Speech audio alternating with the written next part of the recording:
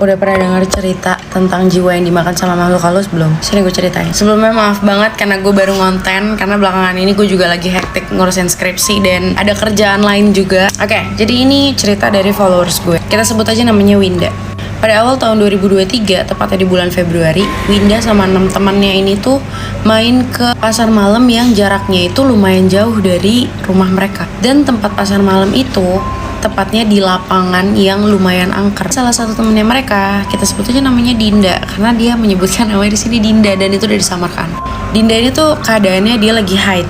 Long story short, mereka ini tuh main kesana kesini, coba wahana ini, coba wahana itu, jajan ini itu, dengan ekspresi senang. Cuma ekspresi senang itu tuh nggak bertahan lama, karena Winda ngelihat si Dinda ini tuh dibuntutin sama perempuan rambut panjang dan jubah putih. Ya pasti lo orang udah tau lah ya kalau misalnya itu Mbak Kun. Dan di saat itu juga Winda ngajak Dinda dan teman-teman lainnya itu untuk pulang karena firasatnya Winda ini tuh juga udah nggak enak. Keesokannya Dinda ini tuh demam dan dia bilang kalau misalnya si Dinda ini tuh diikutin sama pocong. Tapi Winda ini tuh bingung karena waktu dia lihat di pasar malam itu tuh Mbak Kun, bukan pocong. Dan besokannya lagi si Winda ini tuh ngejenguk si Dinda nih ke rumahnya si Dinda. Dan dia lihat di situ tuh ada orang pintar. Dan si Winda ini tuh langsung masuk ke kamarnya si Dinda untuk ngelihat keadaannya si Dinda. Tapi si Winda ini tuh kaget karena pas dia buka pintu, dia langsung ngelihat sosok hitam duduk di atas lemari kamarnya Dinda. Winda pun nggak ngomong apa-apa di situ sama Dinda karena takutnya si Dinda ini tuh makin parno.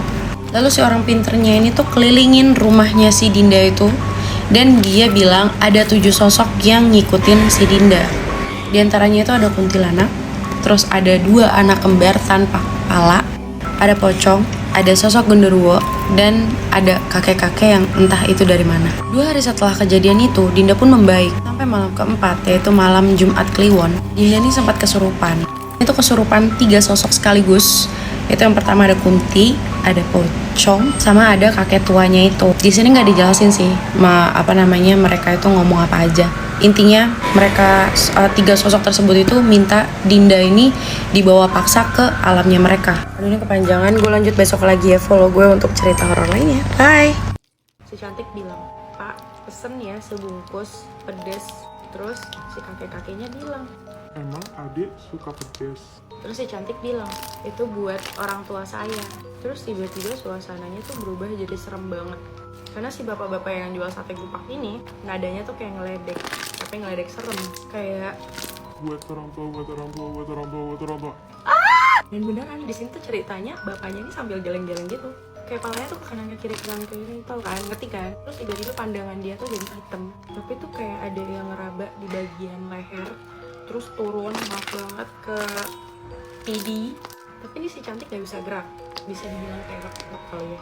Terus akhirnya karena dia baca-bacaan gitu, bisa dia bangun.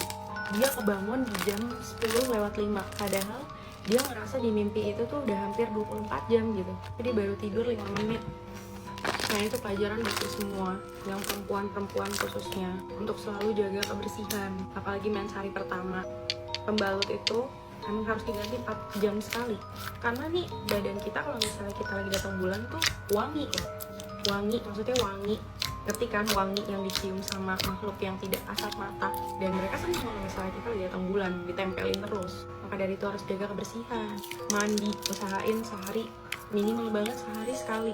Terus pakai wangian, kalau gue pakai nih dari si Is White. Dia tuh body mist yang affordable menurut gue, jadi anak sekolah juga pasti bisa beli. Wanginya juga enak, ada vanilanya, which is gue suka banget sama vanilla. Jadi gitu aja guys. Kalau misalnya kalian ada yang mau cerita juga sama gue, boleh di DM TikTok atau di IG juga.